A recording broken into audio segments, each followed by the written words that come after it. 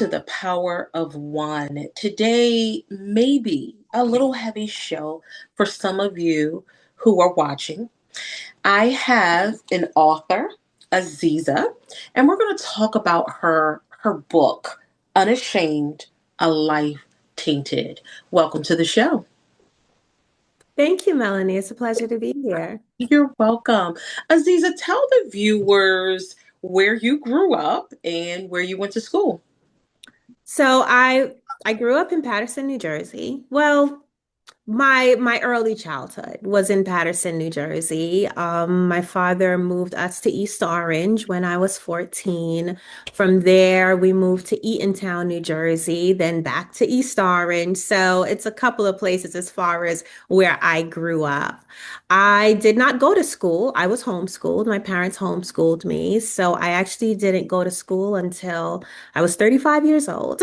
So that question, that's how I have to answer it. So I was homeschooled till about, I would say up to a third grade education, but I was tested by the state when I was young, and they realized that I had a very active brain, let's just say that, and wanted to put me in a gifted and talented program, but my father was against it and continued to homeschool me. Okay. All right. So did you actually get a diploma? Did you go through to the 12th grade?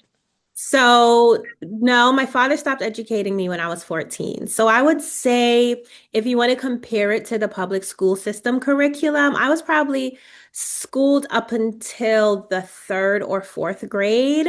However, there's a slight, I guess, dichotomy to that because at the same time, he exposed his children to education that is not very common in the public school system. So I was very involved in technology and had hands-on teaching with biology. And, so we had access to some information and some education that I would say made my brothers and sisters and I excel, right? As far as like education outside of children our own age. But traditionally, no, like English, I wasn't very great by the time I decided to take the GED test and put myself through college. So again, that wasn't until I was in my 30s. When I did take the GED test, they said that I did score high enough to get a high school diploma, even though I had never been traditionally educated.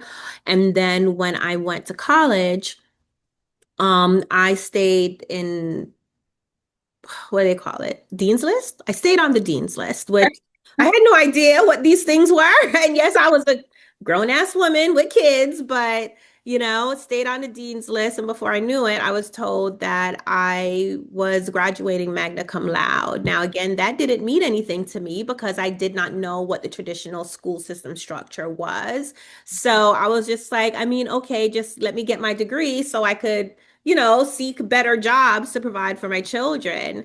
But yeah, it turns out I did very well in college. That's awesome. That's awesome.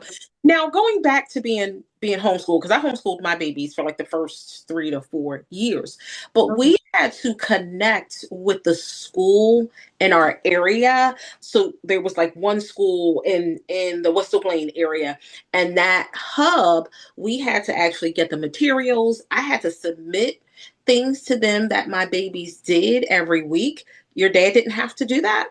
No. Don't remember. No. If he had to do that, he completely ignored it. Of course, I'm a child, so I didn't know what was required. But again, at some point, Board of Ed or someone connected to the Board of Ed got wind of what was going on. They came and they tested my brother and I. We scored extremely high, and they wanted to put us in a gifted and talented program, which he again he denied. And they did not require any further investigation. So I am not sure how it is now in New Jersey. I'm in New Jersey. I know states vary what their requirements are for homeschooling, but I'm very involved in policy and politics and in speaking with some assembly people who are on the education committees. Apparently, there is no strict requirements for homeschooling because then they're looking to me to help them build those requirements. So, I don't think that it's as strict as it seems like what Right. was required in what you're in Pennsylvania, right? Yes. Yep. Okay. Yes. Okay. Yes. You're a PA. So I read your book, and it was very heart wrenching to find out some things in your book. Mhm. So you had a different relationship with your father, as some young kids do growing up in the household. Is that right? I don't know if you want to call it relationship, but yeah, if you want to compare it to a traditional parent-child relationship, it was definitely different. Okay. And in your book, you do indicate that you actually have children by your father. Yes. Yes. So my father started molesting me when I was 8 years old, and then he started raping me when I was 10. And technically before then, because, penetration, I'm working on criminalizing incest in New Jersey currently. And through that process, I'm learning that a lot of incest laws in different states only count penetration as an incestuous act and no other sexual activity. So I think that it's important when we're talking about the sexual exploitation of children that if it isn't genitalia to genitalia to penetration, but they're using items to penetrate the child, that is still considered rape. So technically, it was before I was 10 that he actually started raping me, just not with his penis. So, and then over the years, when I was 12, he deemed me his sex slave. I was required to please him and fulfill every deviant fantasy that he had. And all of this was one at the promise of me going to school because I did want to go to school. And I would beg him to allow me to go to school, and two, to protect my sisters from being sexually abused by him. So, the abuse continued. My mother learned that he was abusing me when I was 10 years old. He also abused me with one of his girlfriends because my father was polygamous, so he had multiple women in and out the house at different times. And I finally got pregnant with my first child by him when I was 15. So, yeah, definitely not a parent-child relationship. Right, right. And let's clarify something for the viewers. You said something very important. You said molested at like 8, but raped at 10. Please, for the viewers, explain what that means because we have to educate. Okay, so as I mentioned, with technically it was earlier than 10 because he was using items to penetrate me, but he actually raped me with his body when I was 10 years old. Prior to that, and that would be sexual penetration with his penis. And prior to that, he was using things to stretch me to get me to fit because he's a grown man. I'm a child. I'm sorry, not to get me to fit, but to get him to fit. He's a grown man. I'm a child. And clearly, it doesn't work that way. So it's interesting because when I look back and even the continued research and studies that I do in the abuse prevention and the survivor support space, um, when we talk about the actual acts of Mhm. sexual abuse, they are just as varied as people who choose different fetishes and sexual activities, consentingly and of age. So I do intentionally make it clear and highlight to the people that I train and educate that you have to understand that abusers are sexually attracted to children, and they are going to pedophiles specifically are sexually attracted to children, and they're not just going to abuse every child. So a lot of people will ask, well, why didn't your father abuse all of the children in the family, all of his girls? And it's because he had preferences. He had sexual preferences and had different attraction tastes, just like he did with the women that he slept with. So he picked and chose. And by the time I started realizing, because he did start grooming me, he started grooming me young, and then when he finally said to me that it was time to teach me to be a woman, which were his words, it was preceded by him encouraging me and praising me for being a responsible daughter and for helping to take care of my siblings. My father went on to have 21 children total, which included my children as well, but my mom had nine. So I was the oldest. He started abusing me first. And when I won, I tried to run away multiple times. I was fighting back against him. When I started to hit puberty, I was questioning him more, and that's when the abuse turned more physically violent. It is sexual violence, yes. I have no choice. It's against my will. But then he started choking me and punching me and beating me when he was raping me. So, because I was fighting back, and essentially what he ended up telling me was if I did not fight back, I didn't tell anybody, then he would not touch my sisters. And I took on that responsibility and then started to comply again until then to the point that I got pregnant. But it turned out he started abusing one of my sisters anyway. Aziza, you were how old you said with the first pregnancy? The first pregnancy, I was 15.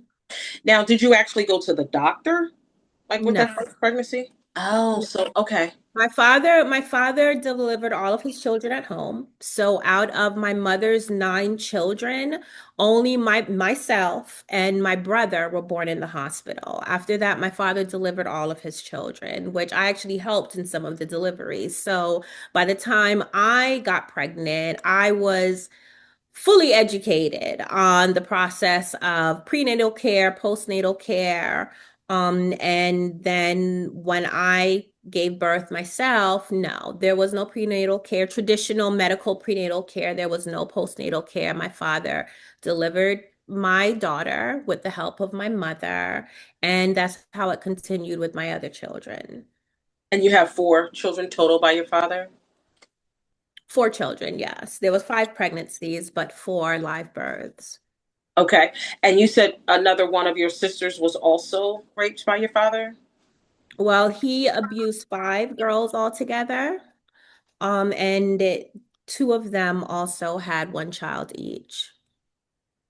What happened? Because at some point, everything was disclosed, correct? And what happened for that to happen to your dad? Because he's incarcerated now? Yes, he's serving 90 years in prison. But that process took a long time. And this is something else that I'm working with. I'm fighting against with educating like DCP&P here in New Jersey.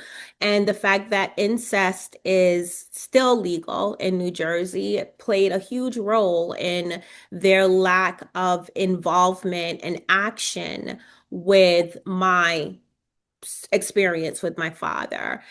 My maternal family, my maternal grandmother and my aunts on my mom's side actually anonymously reported sexual abuse to what was then known as DIFUS when I was a child. They did suspect I was being abused. And I think it was triggered by the fact that my father was physically abusive to my mom. He was polygamous, which they didn't agree with. My grandparents were Christian Baptist. They did not agree with a lot of things. They didn't agree with the fact that we had a vegetarian diet and I mean, that was a different era. So vegetarianism is more accepted now. But they also did not agree with the fact that their grandchildren were being homeschooled. So that created a lot of tension between my father and his in-laws. They reported abuse at some point. DIFUS came in, they investigated, they labeled the case as unfounded. Many, many years later, with my third child, my first son, by my father. He woke up one morning with seizures, and my brother, who was also an adult at the time, convinced my mother to take me and the baby to the emergency room because my father was out of town. Now, up until then, there's still no regular medical care, except, with certain circumstances that my father decided to go ahead and bring one of his girlfriends to the doctor. Um, but that when we went to the hospital and I'm filling out paperwork, which I was very unfamiliar with, I put both my father's name as my parent and also my son's parent, and it raised the red flag. The hospital social service worker got involved, but then by then my father had come back from his business trip and had went to the hospital and threatened to take my son out the hospital. It turns out the seizures were being caused by now malnutrition, a deficiency in vitamin D and calcium, and they did not want to let him. My father wanted to take him out of the hospital against medical care. He made a huge scene, threatened to beat people up. They ended up calling DIFUS again. DIFUS comes in. They interview my father. They interview me. They convince my father to allow him to get my children from the home and bring them into the hospital for medical investigation. And in the end, they decided to take custody of my children. Now, through that, my father is still threatening me, threatening my life, my siblings' life, who are still at home. And I'm realizing through all of my research now that one of the reasons, even though the caseworker was aware that we were both related, that he was my father and my kid's father, they did not see that as a red flag of abuse because incest is legal in New Jersey. So that wasn't the issue. Their concern was that my kids were malnourished. My daughter had untreated PKU. Her body was covered in eczema. So there were health issues due to the phenylketonuria. Now, even from that stage, it still took a few years for me to liberate myself from my father for many reasons, but some of the most important reasons are that one, I was not educated as far as society was concerned. I had limited knowledge of how the system worked. I also did not trust the system because my father raised his family to believe that police officers, judges, anything judiciary did not like Black people and they tormented and oppressed us. So therefore, I had the choice between the evil that I knew and the evil that I didn't know. So it took some time to realize and understand that a lot of what my father raised me to believe were lies. And when that happened and I saw another opportunity to try to do something or say something safely, I took it.